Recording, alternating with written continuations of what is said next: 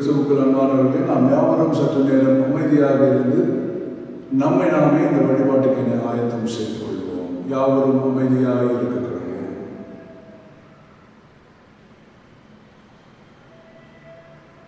கடவுள் மைந்தர் தூய ஆவியாரின் திருப்பெயராலே ஆமென். ஜெபம் செய்வோம். அன்பு நிறைந்த எங்கள் நல்ல ஆண்டவரே, எல்லா வாழ்விற்கும் காரணரே, இந்த ஓய்வு நாளிலும் வாழ்வின் விடுதலையின் நாளிலும் எங்களுடைய இல்லங்களிலிருந்து நாங்கள் உம்மை வழிபட்டுக் கொண்டிருக்கின்றோம். ஆண்டவர் தாமே இந்த வழிபாட்டிலே உம்முடைய எழுந்தருளனை நாங்கள் யாவரும் அனுபவிக்கவும் உணர்ந்து கொள்ளவும் கிரியை செய்தர வேண்டுமாறு நாங்கள் ஜெபிக்கின்றோம். இவ்வழிபாட்டிலே நாங்கள் பாடக்கூடிய பாடல்கள், படிக்கக்கூடிய வார்த்தைகள், தியானிக்கக்கூடிய உங்களுடைய சிந்தைகள் ஒவ்வொன்றும் எங்களுடைய வாழ்விலே திட நம்பிக்கையை கொண்டு வரக்கூடியதாகவும், ஆண்டவரை வாழ்வின் நம்பிக்கையை கொடுக்கக்கூடியதாகவும், நல்லுறவை கொடுக்கக்கூடியதாக நீர் ஆசீர்வதித்தள்ள வேண்டுமாறு வேண்டுகின்றோம். வழிபாட்டின் துவக்கம் முதல் முடிவு வரைக்கும் நீருடைய தூய ஆவியானவரை கொண்டு எங்களை வழிநடத்திட வேண்டுமாறு இறைமகன் இயேசுவின் வழியை வேண்டுகின்றோம். அன்பின் நல்ல கடவுளே, ஆமென்.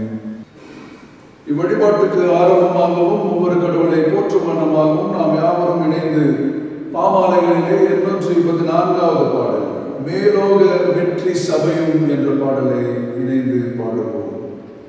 பாமாலைகளிலே 824வது பாடல் மேலோக வெற்றி சபையும்.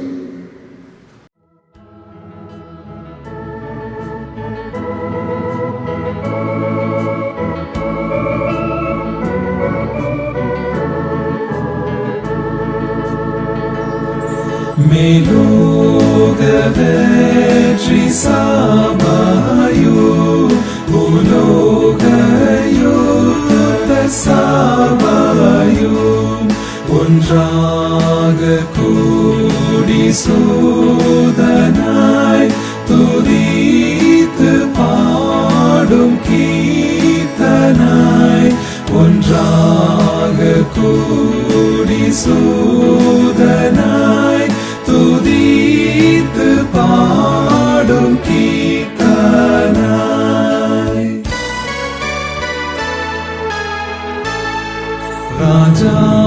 ராஜாக்களுக்கு ராஜாவே திருவாதார பலியே மரித்தெழுந்த தேவரீர் செங்கோல் செலுத்தியாழுவீர் மரித்தெழுந்த தேவரீர் செங்கோல் செலுத்தியாழுவீர்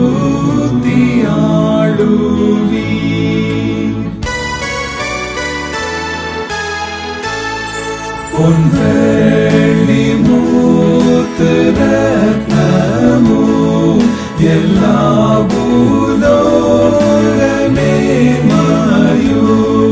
காணிக்கையாக உமக்கே செலுத்த பாடும் இயேசுவே காணிக்கையாக உமக்கே செலுத்த பாடும் இயேசுவே. நாம் யாவரும் கடவுளை வழிபடுவோம். வழிபாட்டு புத்தகத்திலே 19ஆம் பக்கத்தில் உள்ள வழிபாட்டு முறைமையை நாம் யாவரும் இணைந்து பின்பற்றுவோம். பக்கம் 19.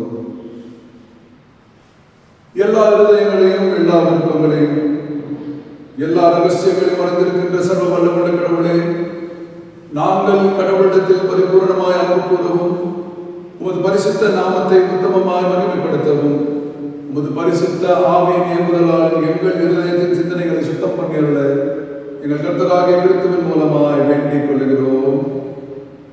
ஆமென். யாவரும் சேர்ந்து சொல்லுவோம். உன்னதத்தில் இருக்கிற தேவனுக்கு மகிமையும் பூமியிலே சமாதானமும் மனிதர் மேல் பிரியமும் உண்டாவதாக. கர்த்தராகிய பராபரனே, பரமராஜாவே, சர்வத்துக்கும் வல்ல பிதாவாகிய தேவனே, உம்மை துதிக்கிறோம், உம்மை புகழ்கிறோம், உம்மை வணங்குகிறோம், உம்மை மகிமைப்படுத்துகிறோம். உமது சிறந்த மகிமை நிமித்தம் உமக்கு தோத்திரம் செலுத்துகிறோம். கர்த்தராக இருக்கிற ஒரே பேரான குமாரனாகிய இயேசு கிறிஸ்துவே, கர்த்தராகிய பராபரனே, பிதாவின் சுதனே, உலகத்தின் பாவத்தை சுமந்திருக்கிற தேவாட்டுக்குட்டியை எங்களுக்கு இறங்கும். உலகத்தின் பாவத்தை சுமந்திருக்கிறவரே, எங்கள் ஜெபத்தை ஏற்றுக்கொள்ளும். தேவனாகிய பிதாவின் வலது பாரிசத்தில் வீற்றிருக்கிறவரே, எங்களுக்கு இறங்கும். நீரே பரிசுத்தர், நீரே கர்த்தர். இயேசு கிறிஸ்துவே தேவரில் ஒருவரே, பரிசுத்த ஆவியோடே தேவனாகிய பிதாவின் வலது பாரிசத்தில் மகிமையிலே உன்னதமானவராய் இருக்கிறீர். ஆமென். நியாயப்பிரமாணத்தையும் இறைவாக்குகளையும் நமது ஆண்டவர் தொகுத்து அருளியதாவது, நம்முடைய கர்த்தராகிய இயேசு கிறிஸ்து சொன்னதாவது, இஸ்ரவேலே கேள், நம்முடைய கடவுளாகிய கர்த்தர் ஒருவரே கர்த்தர். நம் கடவுளாகிய கர்த்தரிடத்தில் முழு இருதயத்தோடும், முழு ஆத்மாவோடும், முழு மனதோடும், முழு பலத்தோடும் அன்பு கூர்வாயாக என்பது பிரதான கற்பனை. இதற்கு ஒப்பாயிருக்கின்ற இரண்டாம் கற்பனை என்னவென்றால், உன்னிடத்தில் நீ அன்பு கூறுவது போல் பிறரிடத்திலும் அன்பு கூறுவாயாக என்பது. இவைகளிலும் பெரிய கற்பனை வேறொன்றுமில்லை. இவ்விரண்டு கற்பனைகளிலும் நியாயப்பிரமாணத்தின் முழுமையும் இறைவாக்குகளும் அடங்கியிருக்கிறது என்பது. அன்பானவர்களே, நாம் இப்பொழுது கடவுளுடைய மகா பரிசுத்த வசனத்தை கேட்கும்படியாக இங்கே கூடி வந்திருக்கின்றோம். ஆகையால் உத்தம மனஸ்தாபத்தோடும் விசுவாசத்தோடும் அவரிடத்தில் கிட்டி சேர்வதற்காக கடவுளுடைய கிருபையை தேடி முழங்கால் படியிட்டு அமைதியாக நம்மை நாமே சுமதித்து அறிவோமாக. யாவரும் சற்று நேரம் அமைதியாக இருப்போம். நம்முடைய பாவங்களை உணரும்படியாய் புத்தெழுச்சி பாடல்களிலே 441வது பாடல், பாவம் என்னை தொடர்ந்தாலும் இயேசுநாதா உம்மை மறவேனே என்ற பாடலை ஜெப நிலையிலே பாடுவோம்.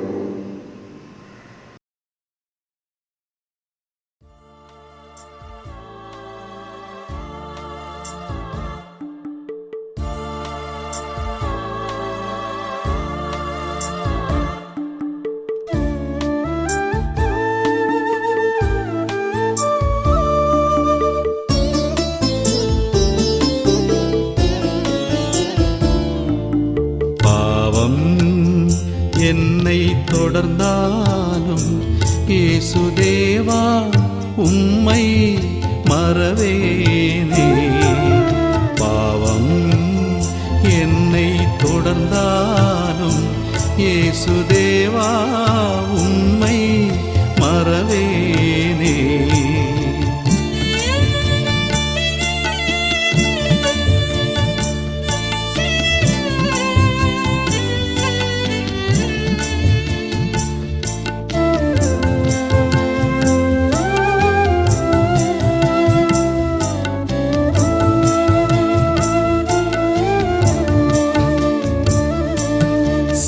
பாவம் நினைத்து நான் அழுகின்றேன், அதை செய்யாமல் இருந்திட பலமும் இல்லை. பாவம் நினைத்து நான் அழுகின்றேன், அதை செய்யாமல் இருந்திட பலமும் இல்லை. மெய்யாகவும் துணை வேண்டுமையா,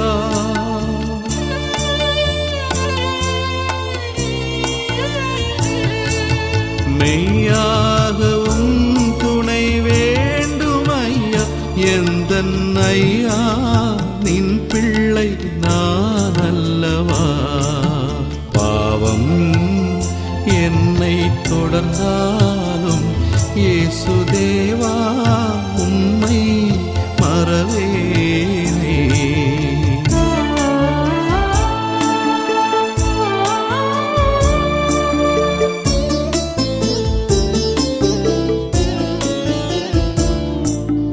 உள்ளத்தில் நல்லெண்ணம் பல உண்டு, ஆனால் வெள்ளத்தில் அடிபட்டு செல்லுகின்றேன்.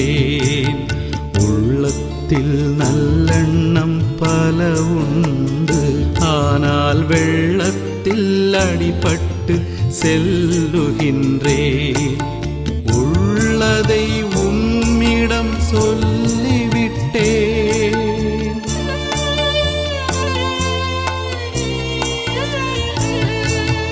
உள்ளதை உம்மிடம் சொல்லிவிட்டேன். எந்தன் உடலையே உமக்கென தந்துவிட்டேன். பாவம் என்னை தொடர்ந்தாலும் இயேசுதேவா உம்மை மறவேனே.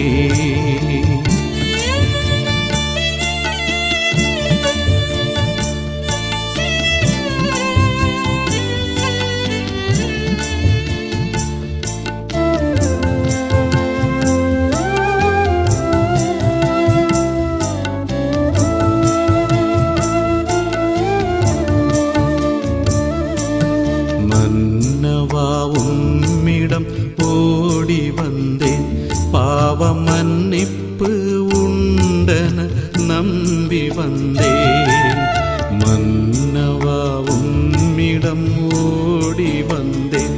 பாவ மன்னிப்பு உண்டன நம்பி வந்தேன். மன்னிப்பு வழங்கினால் போதாது,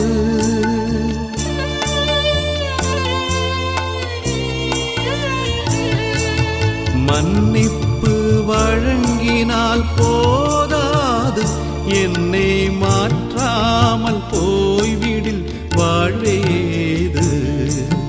பாவம் என்னை தொடர்ந்தாலும் இயேசுதேவா உம்மை மறவேனே. பாவம் என்னை தொடர்ந்தாலும் இயேசுதேவா உம்மை மறவேனே. நம்முடைய பாவங்களின் நிமித்தம் முழு இருதயத்தோட உண்மையாய் மனஸ்தாபப்பட்டு பிறரிடத்தில் அன்பும் சிநேகமுமாயிருந்து இனி கடவுளுடைய கற்பனைகளை கைக்கொண்டு புதிதாக்கப்பட்டவர்களாய் அவருடைய பரிசுத்த மார்க்கத்தில் நடப்போம் என்று தீர்மானித்திருக்கின்ற நாம் நமது ஆண்டவர் இயேசு கிறிஸ்துவின் வழியாய் சர்வவல்லமையுள்ள கடவுளோடு ஒப்புரவாகும்படி நம்முடைய பாவங்களை மறுபடியும் மனத்தாழ்மையாய் அறிக்கை செய்வோம். ஜெபநிலையிலே யாவரும் சேர்ந்து சொல்லுவோம். பரமபிதாவே, உமக்கு விரோதமாகவும் எங்கள் அயலாருக்கு விரோதமாகவும் பாவம் செய்தோம் என்று அறிக்கையிடுகிறோம். ஒளியில் நவடரமாமல் இருளில் நடந்து வந்தோம். கிறிஸ்துவின் நாமத்தை சொல்லியும் தீமை விட்டு விலகவில்லை. எங்களுக்கு இறங்க வேண்டும் என்று உம்மிடம் மன்றாடுகிறோம். இயேசு கிறிஸ்துவின் நிமித்தம் எங்கள் பாவங்கள் எல்லாவற்றையும் மன்னியும். உமது பரிசுத்த ஆவினால் எங்களை சுத்திகரித்து எங்கள் மனசாட்சியை உயிர்ப்பித்தருளும். உம்முடைய பரிசுத்த நாமத்துக்கு மகிமை உண்டாகும்படி நாங்கள் இனி புது ஜீவனுள்ளவர்களாய் உமக்கு ஊழியம் செய்யத்தக்கதாக மற்றவர்களுக்கு மன்னிக்க எங்களுக்கு உதவி புரியும். ஆமென். நம் உண்மையாக நம்முடைய பாவங்களை உணர்ந்து அவைகளை மன்னிக்கின்ற ஆண்டவரிடம் அறிக்கை செய்திருப்பதினாலே இயேசு கிறிஸ்துவின் மூலமாய் தமிழத்தில் உண்மையாய் மனம் திருப்புகின்ற அனைவருக்கும் அருளப்படுகின்ற கிருபை நிறைந்த அருள்வாக்கை கேளுங்கள். வருத்தப்பட்டு பாரம் சுமக்கின்றவர்களே, நீங்கள் எல்லோரும் என்னிடத்தில் வாருங்கள், நான் உங்களுக்கு இளைப்பாறுதல் தருவேன் என்கின்றார் ஆண்டவர். கடவுள் தம்முடைய ஒரே பேரான குமாரனை விசுவாசிக்கின்றவர் எவரோ அவர் கெட்டு போகாமல் நித்திய ஜீவனை அடையும்படி அவரை தந்தருடைய இவ்வளவாய் உலகத்தின் மீது அன்பு கூர்ந்தார். பாவிகளை ரட்சிக்க கிறிஸ்து உலகத்தில் வந்தார் என்கின்ற வார்த்தை உண்மையும் எல்லா அங்கீகரிப்புக்கும் பாத்திரமானது. ஆண்டவரின் பாவ மன்னிப்பின் அருளனை நாம் யாவரும் இணைந்து பெற்றுக் கொள்வோம். நம்முடைய பரமபிதாவாகிய சர்வவல்லமையுள்ள கடவுள் உத்தம மனஸ்தாபத்தோடும் உண்மையான விசுவாசத்தோடும் தமிழத்திற்கு மனம் திரும்பி தங்கள் சகோதர சகோதரிகளின் குற்றங்களை மன்னிக்கின்ற யாவருக்கும் பாவ மன்னிப்பினை அருளச் செய்வோம் என்று மிகுந்த இரக்கமாய் வாக்குத்தத்தம் செய்திருக்கிறார். அவர் நம்முடைய ஆண்டவர் இயேசு கிறிஸ்துவின் நிமித்தம் நமக்கு இறங்கி நம்முடைய பாவங்கள் எல்லாவற்றையும் மன்னித்து அவைகளின்றி நம்மை விடுதலையாக்கி சகல நன்மையிலும் நம்மை உறுதிப்படுத்தி நிலைநிறுத்தி நாம் அனைவரையும் நித்திய ஜீவ கரையில்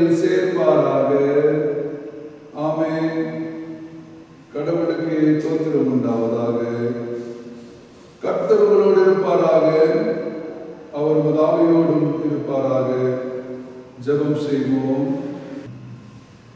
அன்பின் ஆண்டவரே, உம்முடைய மேன்மையான திருப்பணியை கொடுத்து அந்த திருப்பணி உலகிற்கு நற்செய்தி அறிவிக்கப்பட வேண்டிய திருப்பணி என்பதை கட்டளையாக மனுக்குலத்திற்கும் திருச்சபைக்கும் தந்தமைக்காக நாங்கள் நன்றி செலுத்துகின்றோம். அந்த மென்மையான திருப்பணியிலே நாங்கள் அனைவரும் நிலைத்திருக்கவும் நிறைவாகவும் உடைய எதிர்பார்ப்பினை நிறைவேற்றவும், ஆண்டவரே, அந்த நிறைவேற்றுதலின் பணிகளிலே எங்களை சூழ்ந்து வரக்கூடிய சவால்களை மேற்கொள்ளவும் நீர் எங்களுக்கு துணை புரிந்தள்ள வேண்டுமாறு ஆண்டவர் இயேசுவின் வழியை வேண்டுகின்றோம். அன்பின் நல்ல கடவுளே, ஆமென். இன்று நாளுக்குரிய திருமறை பாடங்களை நாம் படிக்க கேட்போம். பழைய ஏற்பாட்டு பகுதியிலிருந்து ஏசாயாவின் இறைவாக்கு நூல் 55ஆம் அதிகாரம் வசனங்கள் 1 துவங்கி 6 முடிய படிக்க கேட்போம். The prophetical book of Isaiah chapter 55 verses from 1 to 6. முதலாம் வேத பாடமாக ஏசாயா 55ஆம் அதிகாரம் வசனங்கள் 1 துவங்கி 6 முடிய. ஓ தாகமாயிருக்கிறவர்களே, நீங்கள் எல்லாரும் தண்ணீர்கள் அண்டைக்கு வாருங்கள். பணமில்லாதவர்களே, நீங்கள் வந்து வாங்கி சாப்பிடுங்கள். நீங்கள் வந்து பணமுமின்றி விலையுமின்றி திராட்சரசமும் பாலும் கொள்ளுங்கள். நீங்கள் அப்பமல்லாததற்காக பணத்தையும் திருப்தி செய்யாத பொருளுக்காக உங்கள் பிரயாசத்தையும் செலவழிப்பானேன். நீங்கள் எனக்கு கவனமாய் செவி கொடுத்து நலமானதை சாப்பிடுங்கள். அப்பொழுது உங்கள் ஆத்துமா கொழுப்பான பதார்த்தத்தினால் மகிழ்ச்சியாகும். உங்கள் செவியை சாய்த்து என்னிடத்தில் வாருங்கள், கேளுங்கள், அப்பொழுது உங்கள் ஆத்துமா பிழைக்கும். தாவீதுக்கு அருளின நிச்சயமான கிருபைகளை உங்களுக்கு நித்திய உடன்படிக்கையாக ஏற்படுத்துவேன். இதோ அவரை ஜனக்கூட்டங்களுக்கு சாட்சியாகவும் ஜனங்களுக்கு தலைவராகவும் அதிபதியாகவும் ஏற்படுத்தினேன். இதோ நீ அறியாதிருந்த ஜாதியை வரவழைப்பாய். உன்னை அறியாதிருந்த ஜாதி உன் தேவனாகிய கர்த்தரின் நிமித்தமும் இஸ்ரவேலுடைய பரிசுத்தரின் நிமித்தமும் உன்னிடத்திற்கு ஓடி வரும். அவர் உன்னை மேன்மைப்படுத்தியிருக்கிறார். கர்த்தரை கண்டடையத்தக்க சமயத்தில் அவரை தேடுங்கள். அவர் சமீபமாயிருக்கையில் அவரை நோக்கி கூப்பிடுங்கள். ஆமேன். இந்நாளுக்குரிய நிருப பாடம் படிக்க கேட்போம். அப்போஸ்தலர்களின் நடவடிக்கைகள் 10ஆம் அதிகாரம் வசனங்கள் 34 துவங்கி 43 முடிய. Acts of the Apostles chapter 10 verses beginning from 34 to 43. வாசிக்க வேண்டிய இரண்டாம் வேத பாடம் அப்போஸ்தல நடபடிகள் 10ஆம் அதிகாரம் 34ஆம் வசனம் முதல் 43ஆம் வசனம் வரை. அப்பொழுது பேதுரு பேசத் தொடங்கி, தேவன் பட்சபாதம் உள்ளவர் அல்ல என்றும், எந்த ஜனத்திலாயினும் அவருக்கு பயந்திருந்து நீதியை செய்கிறவன் எவனோ அவனே அவருக்கு உகந்தவன் என்றும் நிச்சயமாய் அறிந்திருக்கிறேன். எல்லாருக்கும் கர்த்தராய் இருக்கிற இயேசு கிறிஸ்துவை கொண்டு அவர் சமாதானத்தை சுவிசேஷமாய் கூறி இஸ்ரவேல் புத்திரருக்கு அனுப்பின வார்த்தையை அறிந்திருக்கிறீர்களே. யோவான் ஞானஸ்நானத்தை குறித்து பிரசங்கித்த பின்பு கலிலேயா நாடு முதற்கொண்டு யூதேயா தேசமெங்கும் நடந்த சங்கதி இதுவே. நசரேயனாகிய இயேசுவை தேவன் பரிசுத்த ஆவியினாலும் வல்லமையினாலும் அபிஷேகம் பண்ணினார். தேவன் அவருடனே கூட இருந்தபடியினாலே அவர் நன்மை செய்கிறவராயும் பிசாசின் வல்லமையில் அகப்பட்ட யாவரையும் குணமாக்குகிறவராயும் சுற்றித்திருந்தார். யூதருடைய தேசத்திலும் எருசலேமிலும் அவர் செய்தவைகள் எல்லாவற்றிற்கும் நாங்கள் சாட்சிகளாய் இருக்கிறோம். அவரை மரத்திலே தூக்கி கொலை செய்தார்கள். 3ஆம் நாளிலே தேவன் அவரை எழுப்பி பிரத்தியட்சமாய் காணும்படி செய்தார். ஆயினும் எல்லா ஜனங்களுக்கும் பிரத்தியட்சமாகும்படியே செய்யாமல் அவர் மரித்தோரிலிருந்து எழுந்த பின்பு அவரோட புசித்து குடித்தவர்களும் தேவனால் முன்பு நியமிக்கப்பட்ட சாட்சிகளும் ஆகிய எங்களுக்கே பிரத்தியட்சமாகும்படி செய்தார். அன்றியும் அவரே உயிரோடு இருக்கிறவர்களுக்கும் மரித்தோர்களுக்கும் தேவனால் ஏற்படுத்தப்பட்ட நியாயாதிபதி என்று ஜனங்களுக்கு பிரசங்கிக்கவும் சாட்சியாக ஒப்புவிக்கவும் அவர் எங்களுக்கு கட்டளையிட்டார். அவரை விசுவாசிக்கிறவன் எவனோ அவன் அவருடைய நாமத்தினாலே பாவ மன்னிப்பை பெறுவான் என்று தீர்க்கதரிசிகள் எல்லாரும் அவரை குறித்தே சாட்சி கொடுக்கிறார்கள் என்றான். வாசிக்க வேண்டிய இரண்டாம் வேதபாடம் வாசித்தாயிற்று. தேவரிற்கே மகிமையுண்டாவதாக. ஆமென். இன்றைய நாளுக்குரிய நற்செய்தி பாடம் மத்தேயுவின் நற்செய்தி 4ஆம் அதிகாரம் வசனங்கள் 17 துவங்கி 25 முடிய. Gospel according to Saint Matthew, chapter 4, verses from 17 to 25. வாசிக்கும்படியாக தெரிந்து கொள்ளப்பட்ட 3ஆம் வேதபாடம் மத்தேயு 4ஆம் அதிகாரம் வசனங்கள் 17 முதல் 25 முடிய. அது முதல் இயேசு, மனம் திரும்புங்கள், பரலோக ராஜ்யம் சமீபித்திருக்கிறது என்று பிரசங்கிக்கத் தொடங்கினார். இயேசு கலிலேயா கடலோரமாய் நடந்து போகையில் மீன் பிடிக்கிறவர்களாய் இருந்த 2 சகோதரராகிய பேதுரு எனப்பட்ட சீமோனும் அவன் சகோதரன் அந்திரேயாவும் கடலில் வலை போட்டு கொண்டிருக்கிற பொழுது அவர்களைக் கண்டு, என் பின்னே வாருங்கள், உங்களை மனுஷரை பிடிக்கிறவர்களாக்குவேன் என்றார். உடனே அவர்கள் வலைகளை விட்டு அவருக்கு பின் சென்றார்கள். அவர் அவ்விடம் விட்டு போகையில் வேறே 2 சகோதரராகிய செபதேயுவின் மகன் யாக்கோபுவும் அவன் சகோதரன் யோவானும் தங்கள் தகப்பன் செபதேயுவுடனே படவிலிருந்து தங்கள் வலைகளை பழுது பார்த்து கொண்டிருக்கிற போது அவர்களைக் கண்டு அவர்களையும் அழைத்தார். உடனே அவர்கள் படவையும் தங்கள் தகப்பனையும் விட்டு அவருக்கு பின் சென்றார்கள். பின்பு இயேசு கலிலேயா எங்கும் சுற்றி நடந்து அவர்களுடைய ஜெப ஆலயங்களில் உபதேசித்து ராஜ்யத்தின் சுவிசேஷத்தை பிரசங்கித்து ஜனங்களுக்கு உண்டாயிருந்த சகல வியாதிகளையும் சகல நோய்களையும் நீக்கி சொஸ்தமாக்கினார். அவருடைய கீர்த்தி சீரியா எங்கும் பிரசித்தமாயிற்று. அப்பொழுது பலவித வியாதிகளையும் வேதனைகளையும் அடைந்திருந்த சகல பிணியாளிகளையும் பிசாசு பிடித்தவர்களையும் சந்திரோகிகளையும் திமிர்வாதக்காரரையும் அவரிடத்தில் கொண்டு வந்தார்கள். அவர்களை சொஸ்தமாக்கினார்.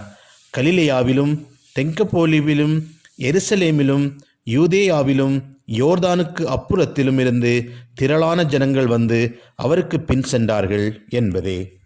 அருளுரைக்கு ஆயத்தம் ஆகுவனமாக நாம் யாவரும் இணைந்து புத்தெழுச்சி பாடல்களில் 409வது பாடல், இனிக்காத தேனும் இல்லை மின்னாத பொண்ணும் இல்லை என்ற பாடலை பாடுவோம்.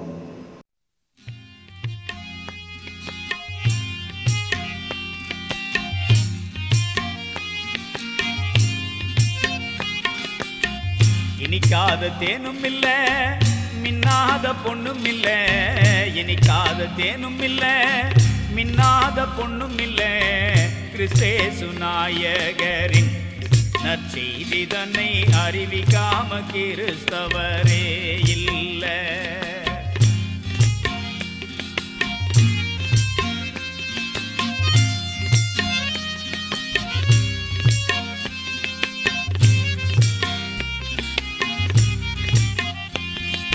கத்தியழைச்சு மொத்தமா கூடி காக்கைகள் உண்பது போல நாம பெத்த இன்பத்தை மற்றவரோட பகிர்ந்தளிக்கணும் தானே. கத்தியழைச்சு மொத்தமா கூடி காக்கைகள் உண்பது போல நாம பெத்த இன்பத்தை மற்றவரோட பகிர்ந்தளிக்கணும் தானே.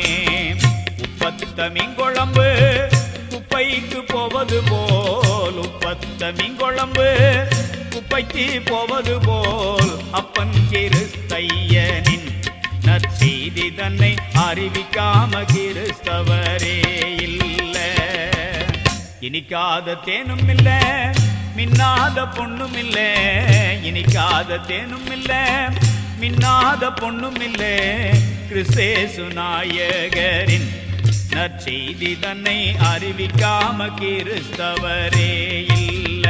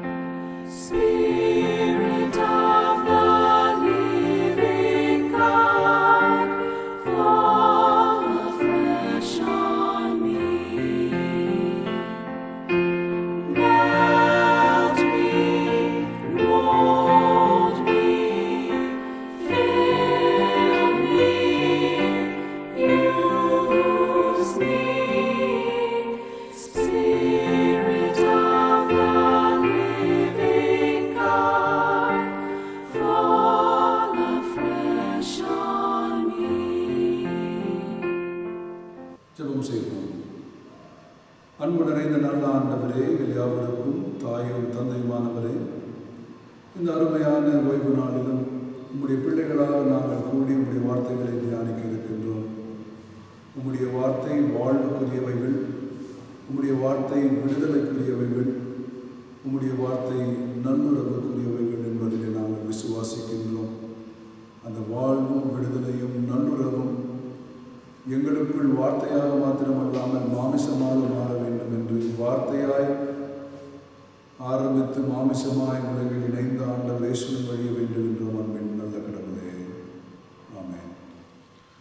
கிறிஸ்துவுக்குள் அன்பானவர்களே, மீண்டுமாக உங்கள் யாவரையும் ஆண்டவராகிய இயேசு கிறிஸ்துவின் திருப்பெயராலே நான் வாழ்த்துகின்றேன்.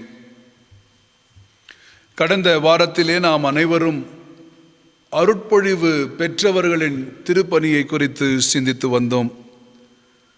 குறிப்பாக அருட்பொழிவின் திருப்பணி மக்கள் வாழும் சூழலை விழிப்புணர்வாக கொடுக்க வேண்டிய ஒரு திருப்பணி என்பதை நாம் சிந்தித்தோம். அது மாத்திரமல்லாமல் கடவுளின் திருப்பணியிலே உண்மையாக தங்களை ஒப்புக்கொடுக்க வேண்டும், எந்த ஒரு உலக தீமைகளுக்கும் தங்கள் அடிமைப்படுத்தப்படக்கூடாது என்பதை குறித்து நாம் சிந்தித்தோம். அது மாத்திரமல்லாமல் அந்த திருப்பணியிலே நாம் நிலைத்திருக்கிறோமா இல்லையா என்பதை கடவுள் அவ்வப்போது தன்னுடைய இடையூறினாலே வந்து நமக்கு அவைகளை மீண்டுமாக சொல்லி நம்மை புதுப்பிக்கக்கூடிய ஒரு சூழலை நாம் கடந்த வாரத்திலே சிந்தித்தோம். இந்த வாரம் அதனுடைய தொடர்ச்சியாக இந்த அருட்பொழிவு பெற்றவர்களின் திருப்பணியின் நோக்கமே அனைவருக்கும் நற்செய்தி அறிவிக்க வேண்டும் என்பதாகும். அந்த தலைப்பை தான் நம்முடைய தென்னிந்திய திருச்சபை இன்றைக்கு நாம் சிந்திக்கும்படியாக கொடுத்துள்ளது. இன்றைய ஞாயிற்றுக்கிழமையை திருப்பணியின் ஞாயிற்றுக்கிழமையாக கொண்டாடி கொண்டிருக்கிறார்கள். ஆகையால் திருப்பணி ஞாயிறாக கொண்டாடும் பொழுது அனைவருக்கும் நற்செய்தி என்ற தலைப்பை கொடுத்திருக்கிறார்கள். The Church of South India is celebrating this Sunday as a Mission Sunday, and the theme for this Mission Sunday is Good News for All. உலகமே இன்றைக்கு ஒரு நற்செய்திக்காக ஏங்கிக் கொண்டிருக்கிறது. உலகத்தில் இருக்கக்கூடிய அனைவரும், பணக்காரர்கள், ஏழையர்கள், கருப்பினர், வெள்ளை, ஆண், பெண், உயர்ந்தவன், தாழ்ந்தவன், படித்தவன், படிக்காதவன், உலகம் முழுவதுமே ஒரே ஒரு நற்செய்திக்காக இன்று ஏங்கிக் கொண்டிருக்கிறார்கள். அது என்னவென்றால், உலகம் இந்த கொரோனா நோயிலிருந்து மீட்பு பெற வேண்டும் என்கின்ற நற்செய்தி தான். The whole world is yearning for a common good news. The reason I say common good news is, if not for corona, it was only the rich who were celebrating the good news. If not for corona, it was only the male dominant community who were celebrating the good news. If not for corona, it was the so-called high who were celebrating the good news. If not for corona, it was the so-called white racist who were celebrating the good news. On the other hand, it was the victims of all these evils who were yearning for good news.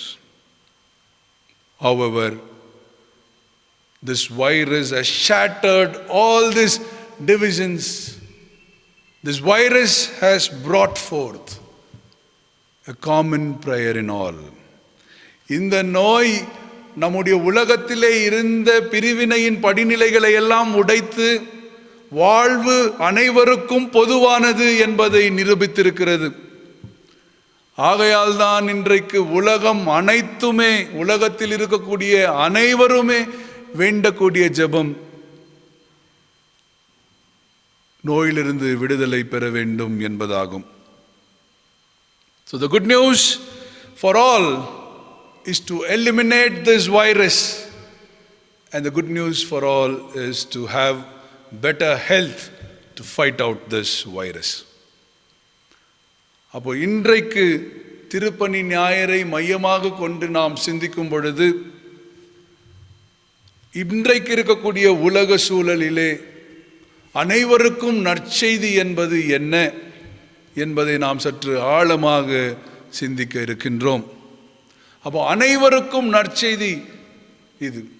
ஆகையால் தான் நாம் படிக்க கேட்ட நிருப பகுதியிலே பவுல் தெளிவாக சொல்கிறார், அது பாரபட்சமற்ற ஒன்று என்று. கடவுளின் திருப்பணியை குறித்து பவுல் பேசும் பொழுது 10ஆம் அதிகாரம் 34வது வசனத்தை நாம் எடுத்து பார்க்கும் பொழுது, பாரபட்சமற்ற திருப்பணிக்காக நாம் அழைக்கப்பட்டிருக்கின்றோம்.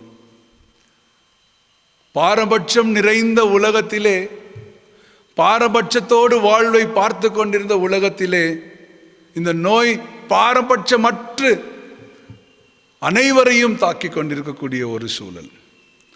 அப்போ இதை தாக்க வேண்டும் என்றால் பாரபட்சமற்ற கடவுள்தான் நமக்கு தேவை. The world which was filled with partiality all over has come to a realization that this virus is impartial.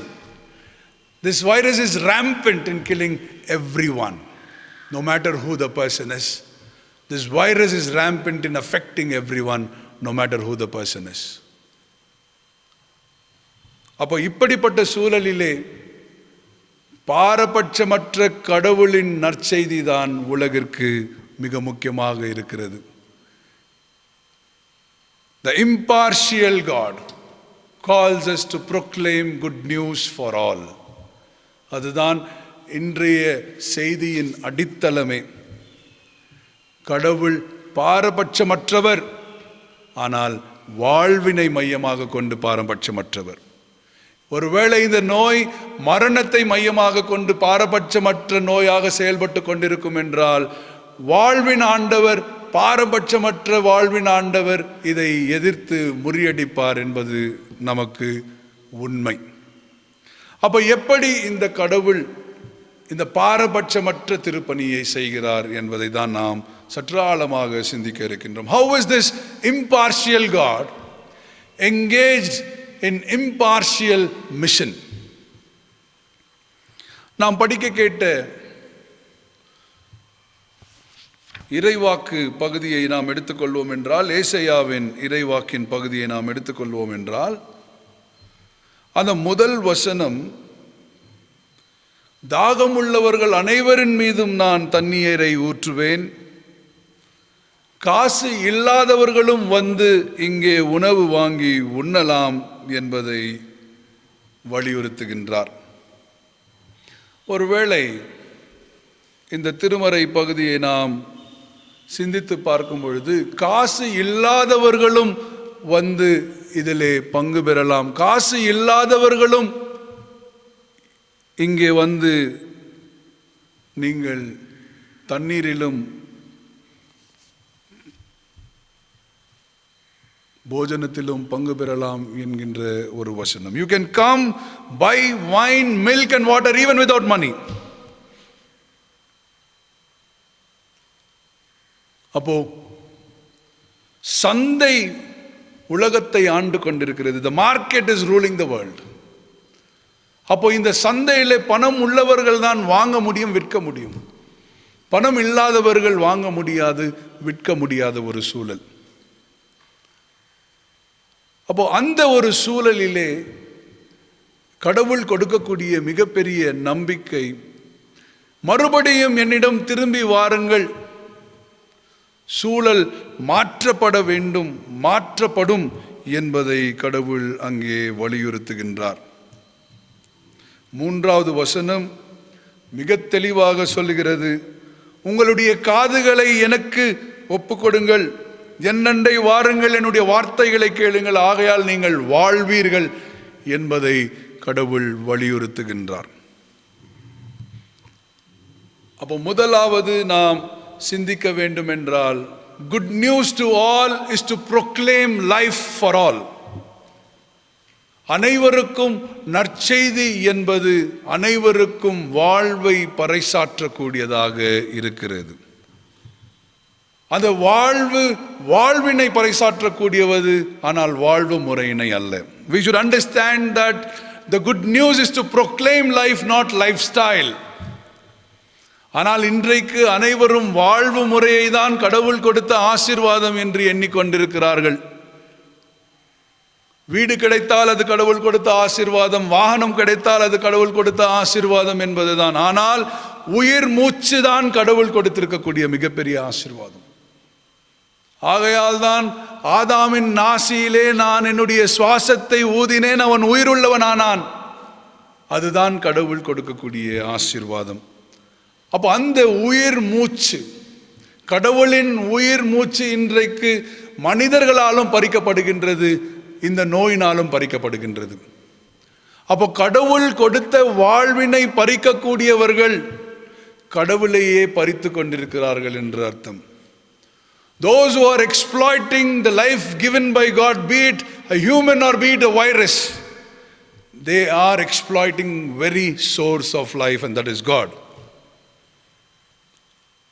அப்போ நாம் படிக்க கேட்ட அந்த இறைவாக்கினரின் பகுதியிலே கடவுள் அனைவருக்கும் நற்செய்தி என்று சொல்லும் பொழுது அனைவருக்கும் வாழ்வின் நற்செய்தியை பறைசாற்றுங்கள் என்பதை வலியுறுத்துகின்றார். அனைவருக்கும் வாழ்வின் நற்செய்தி. Everyone should be life centered. The good news that we proclaim is nothing but life, not lifestyle. ஒருவேளை இன்றைய இந்த நோயின் சூழலை நாம் எடுத்து பார்ப்போம் என்றால், மரித்து போகக்கூடிய அல்லது இதனாலே பாதிக்கப்படக்கூடியவர்களின் மிக முக்கியமான கவலை, இந்த நோய் வந்தால் அதிகமாக பணம் செலவாகுகிறது என்பதுதான். காசு இருக்கக்கூடியவர்கள் காசை கட்டி இதிலிருந்து சுகத்தை பெற்று வருகிறார்கள். ஆனால் காசுக்காக தவித்து கொண்டிருக்கக்கூடியவர்கள், பணம் இல்லாதவர்கள், அவர்களுக்கு இருக்கக்கூடிய மிகப்பெரிய திகிலே, எப்படி நான் இந்த நோயிலிருந்து விடுதலை பெறுவேன், காரணம் என் அண்டை பணம் இல்லை என்பதாகும்.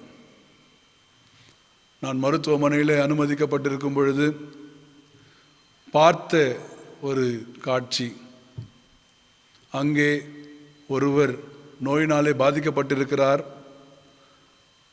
ஆனால் அவருக்கு இருந்த எண்ணம் எல்லாம், மருத்துவரை என்னை வீட்டுக்கு சீக்கிரம் அனுப்பிவிடுங்கள், நான் அங்கே போய் ஏதாவது மருத்துவத்தை பார்த்து கொள்கின்றேன், காரணம் என்னால் பணம் கட்ட முடியாது என்கின்ற அந்த குரல் இன்னும் என்னுடைய காதுகளிலே ஒலித்து கொண்டிருக்கிறது. Doctor, please send me home. I am not good enough to pay the charges for this என்று சொல்லி அவர் கதறினார். அப்போ அப்படிப்பட்ட சூழலில் இருக்கக்கூடிய மக்களுக்கெல்லாம் கடவுள் கொடுக்கக்கூடிய நற்செய்தி, தாகமுள்ளவர்கள் அனைவரும் என்னிடம் வாருங்கள், காசு இல்லாமல் நான் உங்களுக்கு வாழ்வின் நீரை தருகின்றேன் என்கின்றார். Come to me all those who are thirsty, I will give you water, milk and wine for free of cost. That will lead you to life. So dear friends, if it is a good news for all, it should be a good news of life, not lifestyle. Lifestyle differs. உலகம் அனைத்திற்கும் அனைவருக்கும் நற்செய்தி என்று நாம் சொல்லுவோம் என்றால் அது வாழ்வின் நற்செய்தி, வாழ்வு முறையின் நற்செய்தி அல்ல. வாழ்வு முறை அது ஒரு பக்கம், ஆனால் கடவுள் நம்மிடம் விரும்புவதெல்லாம் நல்லதொரு வாழ்வு. காரணம், அவர் கொடுத்திருக்கக்கூடிய அந்த உயிர் மூச்சு, அந்த உயிர் மூச்சுக்கு ஏதெல்லாம் பங்கம் கொடுக்கிறதோ அவர்களை எல்லாம் கடவுள் சந்திப்பார். காரணம், அது அவருடைய உயிர். The breath that we breathe is breathed into us by God. Therefore it is God who is breathing in us. So anything that stops or anything that engages in stopping this breathe is engaged in stopping the very breath of God. And we know that nobody can stop the very breath of God, because God is life. So our mission is to proclaim life. இரண்டாவதாக நாம் படிக்க கேட்ட நிருப பகுதியை நாம் எடுத்துக்கொள்ளும் பொழுது அழகான ஒரு வசனம் அதிலே வருகிறது. அந்த வசனம் நான் ஆரம்பத்திலே சொன்ன வண்ணம், அவர் பாரபட்சமற்ற ஒரு கடவுளாக இருக்கின்றார். அது மாத்திரமல்லாமல் 38வது வசனத்தை நாம் இன்றைக்கு சிந்திக்க இருக்கின்றோம். அந்த 38ஆம் வசனம் இயேசுவை குறித்து சொல்லும் பொழுது, இந்த இயேசு நல்லது செய்தவராய் சுற்றித் திரிந்தார், அனைவருக்கும் சுகம் கொடுத்தார் என்பதாகும். The verse very clearly says, God anointed Jesus of Nazareth with the Holy Spirit and with power, and he went about doing good and healing all who were oppressed by the devil. நல்லது செய்தவராய் சுற்றி திரிவதுதான் நம்முடைய திருப்பணியின் அடுத்த கட்டம். முதலாவது வாழ்வை அறிவிக்கக்கூடியவர்களாக நாம் செயல்பட வேண்டும். இரண்டாவது, we should walk around doing good and healing people. நல்லது செய்கின்றவராய் சுற்றித் திரிவது. இன்றைக்கு நல்லது செய்யக்கூடியவர்களாக நாம் சுற்றி திரிகிறோமா என்று சற்று சிந்தித்து பார்க்க வேண்டும். அதிலும் நல்லது என்ன என்று சற்று யோசித்து பார்க்கும் பொழுது, அனைவருக்கும் இந்த இயேசு கிறிஸ்து சுகம் தரக்கூடியவராய் சுற்றி திரிந்தார். So we are called to walk around and walk about in doing good and healing people. இன்றைய சூழலுக்கு மிகவும் பொருந்தக்கூடிய ஒரு வசனம். நல்லது செய்யக்கூடியவர்களாக நாம் சுற்றி திரிய வேண்டும். ஒருவேளை நல்லது செய்யக்கூடியவர்களாக நாம் எப்படி சுற்றி திரிய வேண்டும்? அப்போ இந்த திருமறை பகுதி நாம் எப்படி நல்லது செய்ய வேண்டும் என்பதை சற்று காண்பிக்கிறது. ஆகையால்தான் இங்கே பேதுரு மிக அழுத்தமாக, இவர் நல்லது செய்தவராய் சுற்றி திரிந்தார், பலவீனமானவர்களுக்கு சுகம் கொடுத்தார், ஆனால் இவரை கொன்று விட்டார்கள் என்பதையும் பேதுரு கூறுகின்றார். அதற்கு நாங்களே சாட்சி என்றும் அங்கே கூறுகின்றார். He says he was healing all who were oppressed by the devil, for God was with him. We are witnesses to all that he did both in Judea and Jerusalem. அவர் நல்லது செய்தவராய் சுற்றி திரிந்தார், அதற்கு நாங்களே சாட்சிகள் என்று இங்கே பேதுரு வலியுறுத்துகிறார். ஒருவேளை இந்த கொரோனா நோயின் சூழலை நாம் எடுத்து சிந்திக்கும் பொழுது,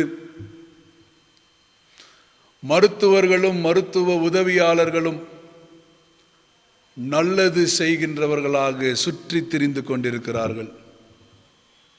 They are walking around doing good and healing people. அப்போ திருச்சபையும் நல்லது செய்யக்கூடியவராய் சுற்றி திரிய வேண்டும். திருச்சபையும் இந்த திருப்பணிகளிலே பங்கு பெற வேண்டும். இன்றைக்கு நல்லது செய்கின்றவர்களாக சுற்றி திரிவது ரொம்பவே குறைவு. நாம் சுற்றி திரியும் பொழுது பழி பேசக்கூடியவர்களாக இருப்போம், பிறரை குறித்து ஏளனம் செய்யக்கூடியவர்களாக இருப்போம், பிறரை குறித்தே பேசக்கூடியவர்களாக இருப்போம். When we are walking around or when we are journeying around, we always gossip about the others. But the call for all of us now is to gossip the gospel of Jesus' healing. நல்லது செய்கின்றவராய் ஆண்டவர் சுற்றி திரிகின்றார். So if at all the mission is to proclaim good news for all, everybody should walk doing good.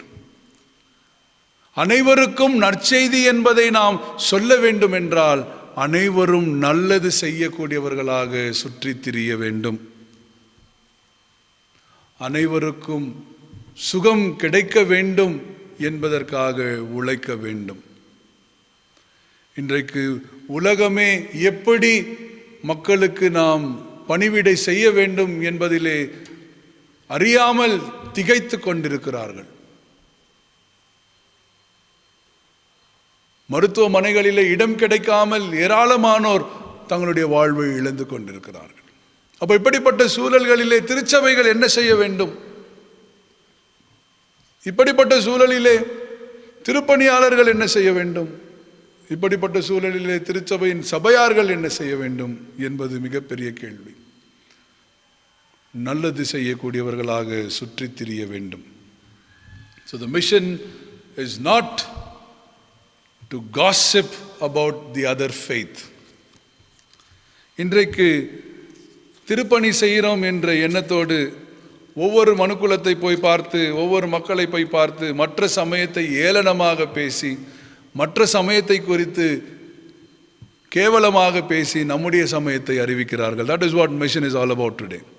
They gossip about the other faith, they accuse the other faith and then they introduce Jesus. No, இயேசு கிறிஸ்து ஒருபோதும் அதை செய்ய நமக்கு கற்றுக் கொடுக்கவில்லை. மற்ற சமயங்கள் எல்லாம் உண்மையற்ற சமயங்கள், நம்முடைய சமயம் மாத்திரம்தான் உண்மையான சமயம் என்று சொல்லி திருப்பணிகளை செய்து கொண்டிருக்கிறார்கள். அதுவும் இயேசு கிறிஸ்து நமக்கு கற்றுக் கொடுக்கவில்லை. அவர் வெறும் நல்லதை செய்தவராய் சுற்றி திரிந்தார். பலவீனமானோருக்கு சுகம் கொடுத்தார். It is not to accuse or gossip about the other faith we are called to be part of the mission. We are called to affirm Jesus. We are called to participate in Jesus' ministry of healing. That is what we are called to do and that is what mission is all about.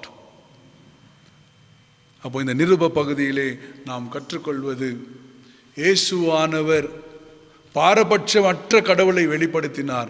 இந்த பாரபட்சமற்ற கடவுள் எப்படி தன்னை வெளிப்படுத்தினார் என்றார், நல்லது செய்தவராய் அவர் உலகமெங்கும் சுற்றி திரிந்தார், சுகம் கொடுத்து வந்தார் என்பதாகும்.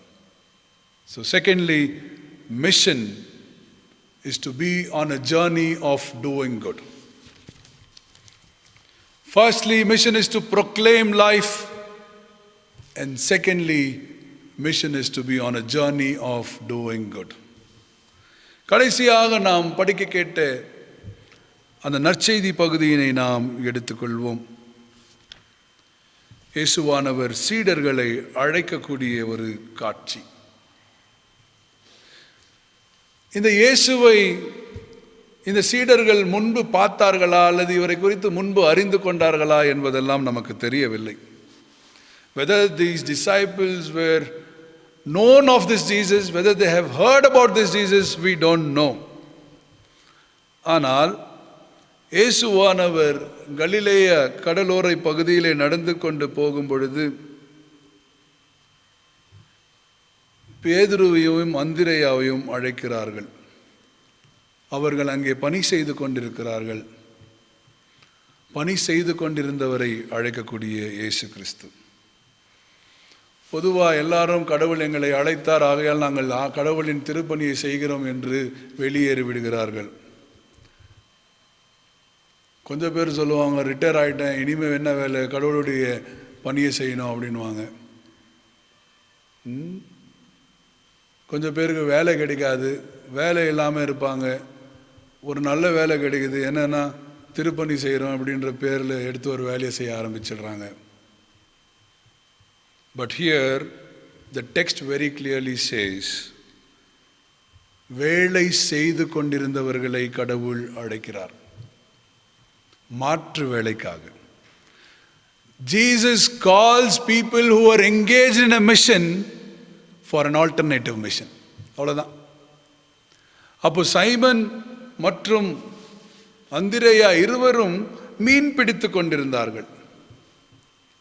அதுதான் அவர்களின் வாழ்வாதாரம். அப்படி வேலை செய்து கொண்டிருந்த ஒருவரை கடவுள் அழைத்து, வாருங்கள், நான் உங்களுக்கு இன்னொரு வேலை தரேன் அப்படின்றார். Reorientation of what work is, simple as such. ஒருவேளை இப்போ நம்ம அப்படி வேலை செஞ்சுன்னு இருக்கிறோம், திடீர்னு ஒருத்தர் வந்து, வா என் கூட வா, நான் உங்களுக்கு வேற வேலை செய்ய சொல்கிறேன் அப்படின்னு சொன்னாக்கா விட்டுட்டு போயிடுவோமா? அவரை பற்றியும் தெரியாது, அவர் என்ன வேலை பண்ணுறாருன்னு தெரியாது. ஒருவேளை இயேசுவை பற்றி அங்கங்கே கேட்டிருப்பாங்க. மார்க் நற்செய்தி நூலில் இயேசுவை வந்து மனம் சரியில்லாதவராக அவர் சுற்றி திரிந்து கொண்டிருக்கிறார் என்றும் சொல்லியிருக்கிறார்கள். அப்போ அப்படிப்பட்ட ஒருவர் வாங்க, என் கூட வாங்க அப்படின்னு சொன்னால் எத்தனை பேர் போவோம்? போக மாட்டோம். ஆனால் இயேசு அழைத்த உடனே இம்மீடியட்லி, உடனேயே இவர்கள் தங்களுடைய வலைகளை விட்டு வெளியேறினார்கள். இப்போ இந்த பகுதியிலிருந்து அந்த வலைகளை தான் நான் வைத்து சிந்திக்க இருக்கின்றேன். I'm just going to take the image of net. இவர்கள் வலைகள் போட்டு கொண்டிருந்தார்கள். வலைகள் போட்டு கொண்டிருந்த சூழலிலே கடவுள் அவர்களை அழைக்கின்றார். இதை ஒரு உருவகமாக நாம் எடுத்து சிந்திக்கும் போது, இன்றைக்கு நாமும் வலைகள் போடுகின்றோம்.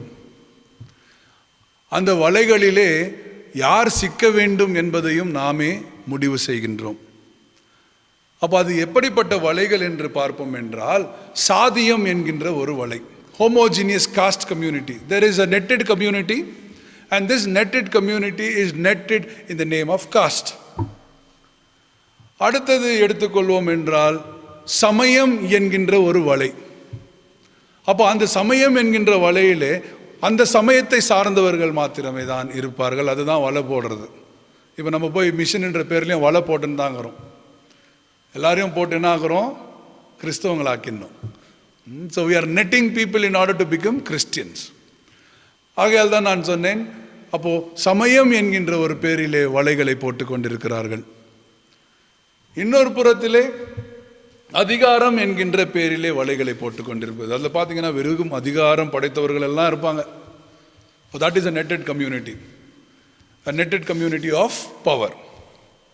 இன்னொரு புறத்திலே வெள்ளை நிறம் கொண்டவர்கள் எல்லாம் இருப்பார்கள்.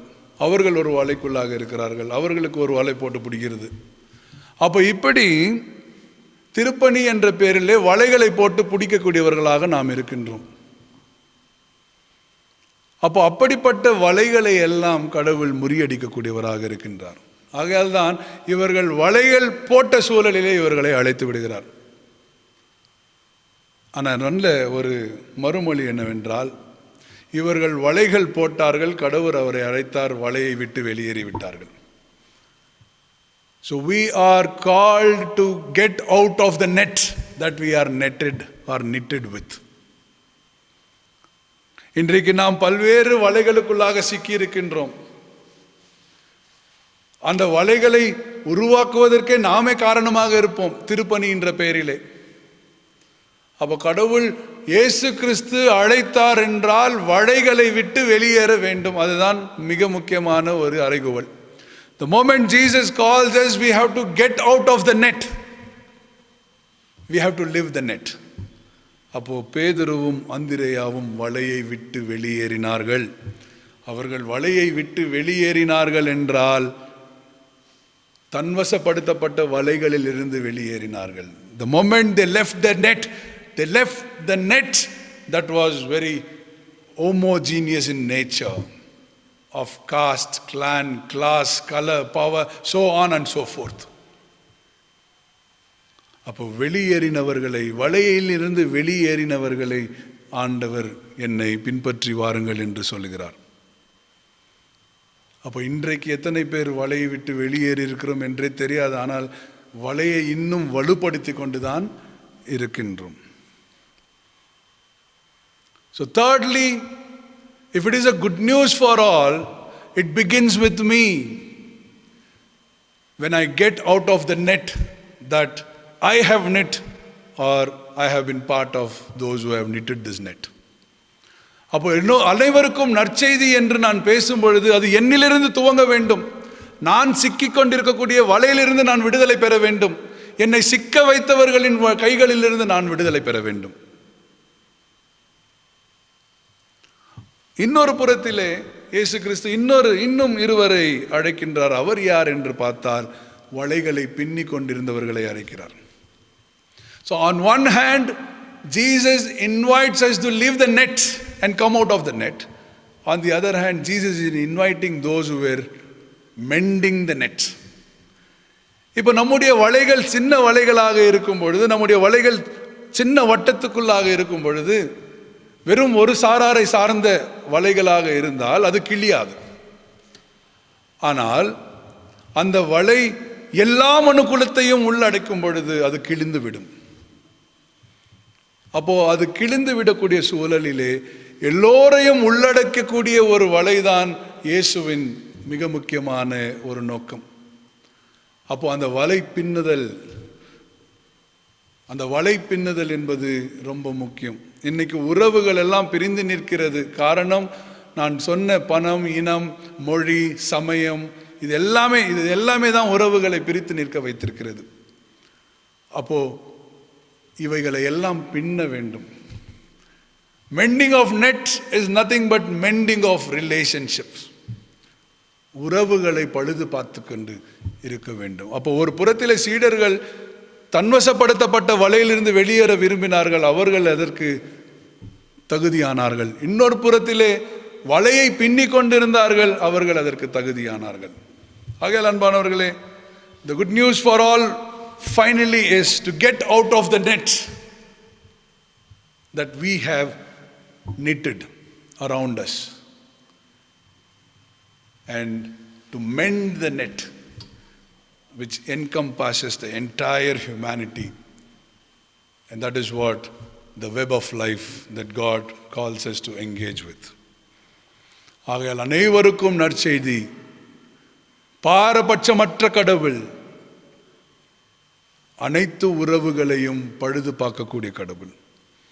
அப்படிப்பட்ட திருப்பணியிலே திருச்சபைகளும் திருப்பணியாளர்களும் தங்களை ஒப்புக்கொடுத்து பணிவிடை செய்ய ஆண்டவர் தாமே நம்மை ஆசீர்வதித்து வழிநடத்தி காப்பாராக. ஆமென். ஆண்டவரின் வார்த்தைகளை கேட்டு நாம் நம்முடைய விசுவாசத்தை அறிக்கை செய்வோம். 88ஆம் பக்கத்தில் உள்ள அப்போஸ்தல விசுவாச பிரமாணத்தின் வழியாக நம்முடைய விசுவாசத்தை நாம் அறிக்கை செய்வோம். வானத்தையும் பூமியையும் படைத்த சர்வ வல்லமையுள்ள பிதாவாகிய தேவனை விசுவாசிக்கின்றேன். அவருடைய ஒரே குமாரனாகிய நம்முடைய நாதர் இயேசு கிறிஸ்துவை விசுவாசிக்கிறேன். அவர் பரிசுத்த ஆவியினாலே கன்னிமரியாளிடத்தில் உற்பவித்து பிறந்தார். பொந்திய பிலாத்தின் காலத்தில் பாடுபட்டு சிலுவையில் அறையுண்டு மரித்து அடக்கம் பண்ணப்பட்டு பாதாளத்தில் இறங்கினார். 3ஆம் நாள் மரித்தோரிடத்திலிருந்து எழுந்தருளினார். பரமண்டலத்திற்கு ஏறி சர்வ வல்லமையுள்ள பிதாவாகிய தேவனுடைய வலது பாரிசத்தில் வீற்றிருக்கிறார். அவ்விடத்திலிருந்து உயிருள்ளோரையும் மரித்தோரையும் நியாயத்திற்கு வருவார். பரிசுத்த ஆவியையும் விசுவாசிக்கிறேன். பொதுவாக இருக்கிற பரிசுத்த சபையும் பரிசுத்த வான்களுடைய ஐக்கியமும் பாவ மன்னிப்பும் சரீரம் உயிர்த்தெழுதலும் நித்திய ஜீவனும் உண்டென்று விசுவாசிக்கின்றேன். ஆமென். கர்த்தர் உங்களோடு இருப்பாராக, அவர் உதாவியோடும் இருப்பாராக. அன்பானவர்களே, உங்கள் அனைவருக்கும் நான் மீண்டுமாக வாழ்த்துக்களை தெரிவித்துக் கொள்கின்றேன். குறிப்பாக என் சார்பிலும் என்னுடைய குடும்பத்தின் சார்பிலும் திருச்சபையார் ஒவ்வொருவருக்கும் என்னுடைய மனமார்ந்த நன்றிகளை நான் தெரிவித்துக் கொள்கின்றேன். காரணம், ஒவ்வொருவரும் ஜெபித்ததின் விளைவுதான் நாங்கள் வெளிவரவும் நான் இங்கே நின்று வழிபாடு நடத்தவும் காரணமாயிருக்கிறது. சிலர் என்னோடு பேசியிருக்கிறீர்கள், இன்னும் சிலர் அயரம்மாவோடு பேசி அவர்களை ஆற்றல் படுத்தியிருக்கிறீர்கள். ஆகையால் இதுதான் எங்களுக்கு தேவையான ஒன்று அந்த காலகட்டத்திலே. ஆகையால் உங்களை யாவருக்கும் என்னுடைய நன்றிகளை நான் தெரிவித்துக் கொள்கின்றேன். அடுத்தபடியாக திருச்சபையின் குடும்பங்களுக்கு நான் வேண்டுதல்களை விடுகின்றேன். ஒவ்வொரு குடும்பமும் ஒவ்வொரு நாளும் இதற்கென்ன அரை மணி நேரம் ஒதுக்கி ஜெபிக்குமாறு நான் கேட்டுக்கொள்கின்றேன். நாம் ஆரம்பித்து ஜெபித்திருக்கின்றோம். 2 முறை இதை நாம் செய்திருக்கின்றோம். ஆகையால் அதை தொடர்ந்து செய்யுமாறு நான் கேட்டுக்கொள்கின்றேன். குறிப்பாக நம்முடைய திருச்சபையின் குடும்பத்தினர்கள் யாரும் இதனாலே பாதிக்கப்படக்கூடாது.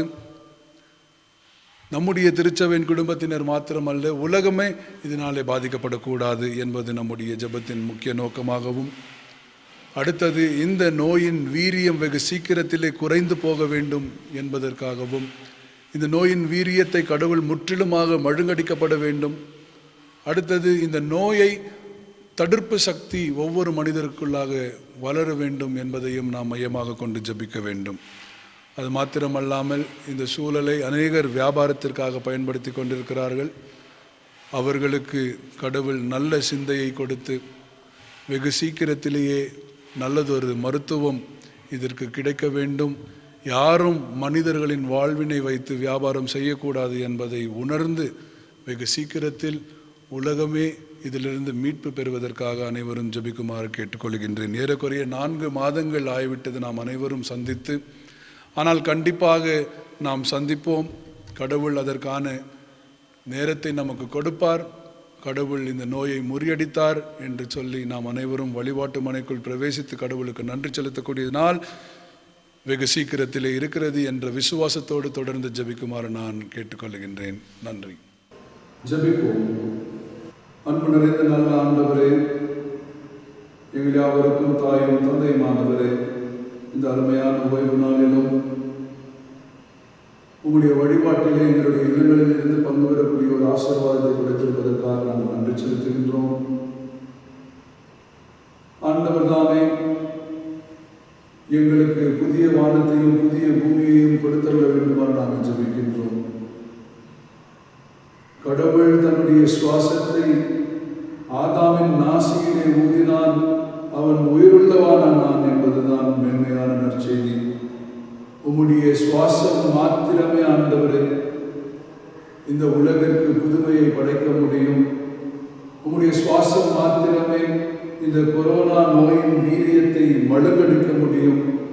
உம்முடைய சுவாசம் மாத்திரமே இந்த கொரோனா நோயின் வீரியத்தை குறைத்து போட முடியும். மறுபுறத்திலே உம்முடைய சுவாசம் மாத்திரம்தான் மனுக்குலத்தின் சுவாசத்தை திடப்படுத்த முடியும். உம்முடைய சுவாசம் மாத்திரம்தான் இதனாலே பாதிக்கப்பட்டிருக்கக்கூடிய மக்களுக்கு எதிர்த்து போராடக்கூடிய சுவாசத்தின் பலத்தை கொடுக்க முடியும். உம்முடைய சுவாசம் மாத்திரம்தான் அனைவரையும் உயிருள்ளவர்களாக மறுபடியும் எழுப்பி நிற்க செய்யும்.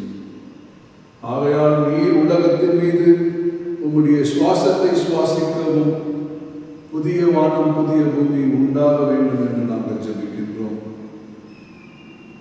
அன்பின் ஆண்டவரே, உலகம் முழுவதும் பல்வேறு காரணங்களாலே நடைபெற்றுக் கொண்டிருக்கக்கூடிய வன்முறைகள், வாழ்வின்மையின் செயல்பாடுகள், மனிதர்களை மதிக்கக்கூடிய ஞானத்தை ஒவ்வொருவருக்கும் தந்து மனிதர்களை விதிக்காதபடிக்கு, மனிதர்களை ஆளுமை செய்யாதபடிக்கு, மனிதர்களை ஒடுக்காதபடிக்கு, ஒவ்வொரு மனிதரும் வாழ்வின் யதார்த்தத்தையும் உண்மையையும் புரிந்து கொள்ளக்கூடிய ஞானத்தை கொடுத்து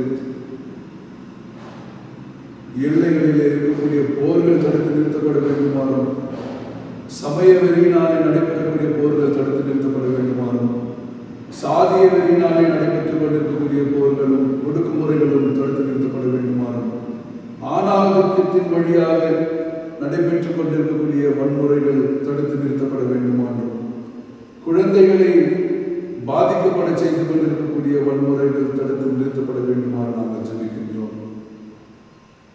இதனோடு இந்த கொரோனா நோய் பரவுவதையும் ஆண்டவர் முற்றுப்புள்ளி வைத்தள்ள வேண்டுமாறு வேண்டும்.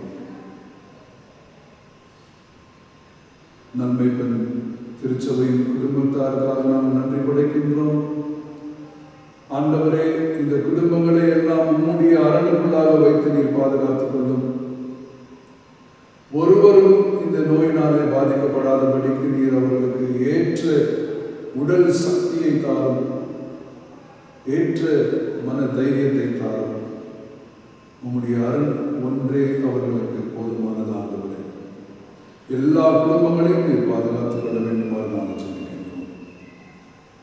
குறிப்பாக ஒரிசா போன்ற பகுதிகளிலே ஒரு புறம் வெள்ளம் மக்களை தாக்கிக் கொண்டும் இன்னொரு புறத்தில் இந்த நோய் மக்களை தாக்கிக் கொண்டிருக்கிறது. ஆண்டவரே, இந்த இயற்கை சூழல் ஒரு புறத்திலே மக்களின் உடல்நிலையை பாதித்துக் கொண்டிருக்கிறது, மறுபுறத்திலே இந்த கொரோனா நோய் மக்களை பாதித்துக் கொண்டிருக்கிறது. ஏற்றதொரு இயற்கை சூழலை தாரும். ஏற்ற இயற்கை சூழல் மக்களுக்கு ஏற்ற பலனை தந்து இந்த நோயினை முறியடிக்கக்கூடிய ஆற்றலினை ஒவ்வொருவருக்கும் தந்துட வேண்டுமாக வேண்டுகின்றோம். குறிப்பாக பிறந்த நாளினையும் திருமண நாளினையும் கொண்டாடக்கூடியவர்களுக்காக நாம் ஜெபிக்கின்றோம். ஆண்டவர் கொடுத்திருக்கின்ற புதியதொரு ஆண்டிற்காக நாம் அவர்களை போற்றுகின்றோம். கடந்த ஆண்டு சவால்கள் மிக்க ஆண்டாக இருந்தாலும் அதன் மூடாக நீர் இவர்களை நடத்தி வந்திருக்கிறீர். அதற்காக நாம் நமக்கு நன்றி செலுத்துகின்றோம். கர்த்தர் தாமே இந்த புதிய ஆண்டிலும் இவர்கள் புதுப்பிக்கப்படவும், ஆண்டவரை திருமணமானவர்கள் ஒருவரை ஒருவர் சமமாய் மதித்து வாழவும், ஒருவரை ஒருவர் நேசித்து வாழவும், ஒருவரை ஒருவர் தாங்கவும், ஒருவருக்கொருவர் விட்டுக் கொடுத்து வாழவும், நல்லதொரு குடும்ப வாழ்வினை அநேகருக்கு சாட்சிகளாக பகிரவும் இருக்காரும். பிறந்த நாளினை கொண்டாடினவர்கள் ஆண்டவரே அவர்களின் எண்ணங்கள் ஜெபங்கள் ஒவ்வொன்றையும் நிறைவேற்றி இவர்களின் புதிய ஆண்டு இவர்களுக்கு புதுமைகளை கொண்டு வரக்கூடிய ஆண்டாக ஆசீர்வதியும். எல்லா துதி கனமகிமை உமக்கே செலுத்துகின்றோம். இறைமகன் இயேசுவின் வழியை வேண்டுகின்றோம். அன்பின் நல்ல கடவுளே, ஆமென். பரமண்டலங்களில் இருக்கிற எங்கள் பிதாவே, உம்முடைய நாமம் பரிசுத்தப்படுவதாக, உம்முடைய ராஜ்யம் வருவதாக, உம்முடைய சித்தம் பரலோகத்திலே செய்யப்படுவது போல பூமியிலேயும் செய்யப்படுவதாக. அன்றன்றுள்ள எங்கள் அப்பத்தை எங்களுக்கு இன்று தாரும். எங்களுக்கு விரோதமாய் குற்றம் செய்கிறவர்களை நாங்கள் மன்னிக்கிறது போல எங்கள் குற்றங்களை எங்களுக்கு மன்னித்தருளும். எங்களை சோதனைக்கு பிரவேசிக்க பண்ணாமல் தீமைந்து ரட்சித்துக் கொள்ளும். ராஜ்யமும் வல்லமையும் என்றென்றைக்கும் உம்முடையவர்களே, ஆமென்.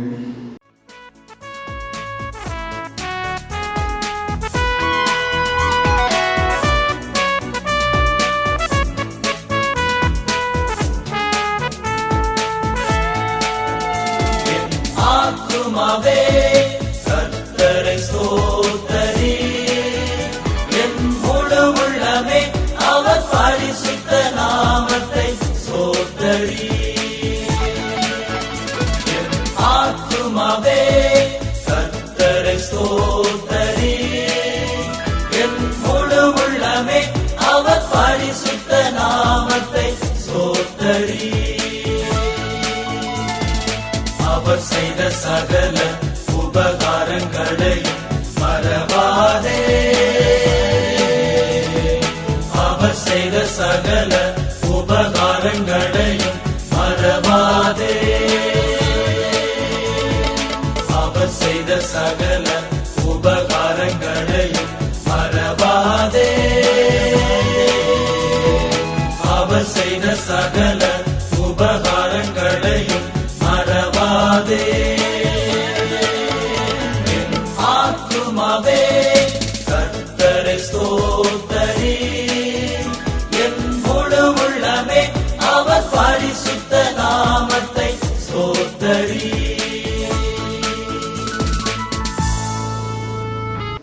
ஆண்டவரின் ஆசீர்வாதத்தை நாம் யாவரும் இணைந்து பெற்றுக் கொள்வோம். நமது ஆண்டவராகிய இயேசு கிறிஸ்துவின் அருளும் தாயும் தந்தையும் ஆகிய கடவுளின் அன்பும் நம்முடன் வாழ்கின்றவராகிய தூய ஆவியாரின் கூட்டுறவும் நம் அனைவரோடும், நம் அனைவரின் குடும்பங்களோடும், குடும்பங்களின் உடல் சுதந்திரம் ஜீவனோடும், நாம் வாழும் சமுதாயத்தோடும் இருந்து நம்மை ஆசீர்வதித்து வழி நடத்தி காப்பதாக. ஆமென்.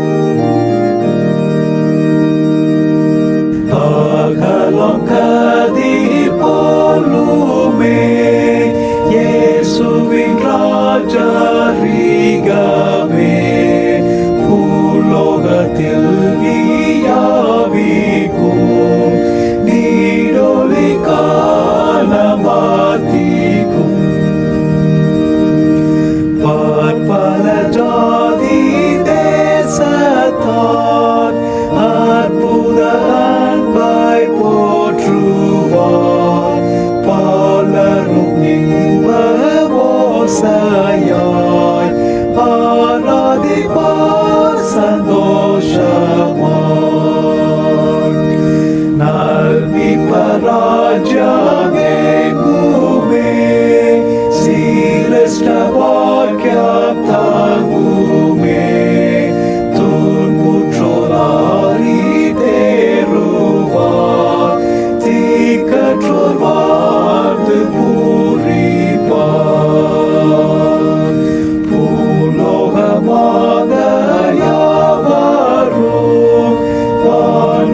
சேனாய் தீரானோ சாஷ்டாங்கம் செய்